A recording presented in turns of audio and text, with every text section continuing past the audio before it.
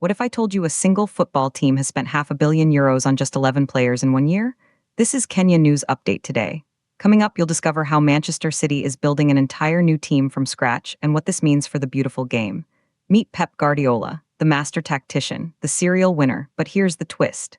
His latest project isn't about tactics, it's about cold, hard cash, and it's creating a seismic shift in global football. For Kenyan fans dreaming of seeing their heroes, this is the reality check.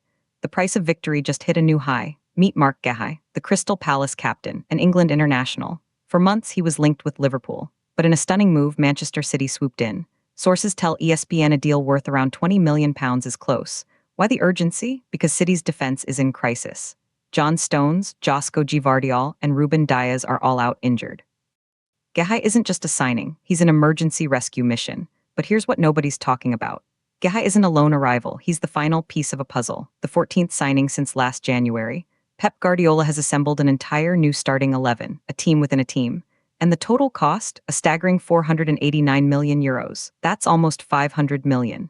For Kenyan shillings, we're talking tens of billions. Let that sink in. The journey to this point is a roller coaster of ambition and chaos.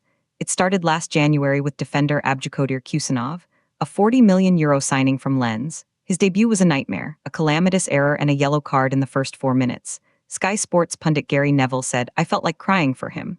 But he stuck around. Then came the summer, a spending spree that shook football. First, Rayanate Nuri for €36 million from Wolves. Then, the goalkeeping drama.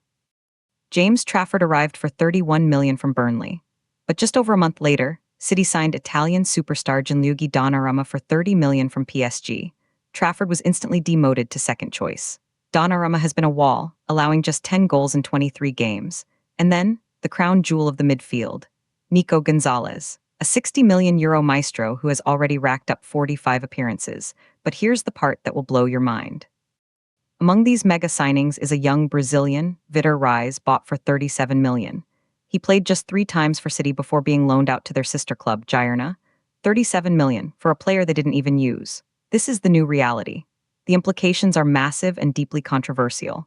For fans in Kenya and across Africa, it raises a tough question.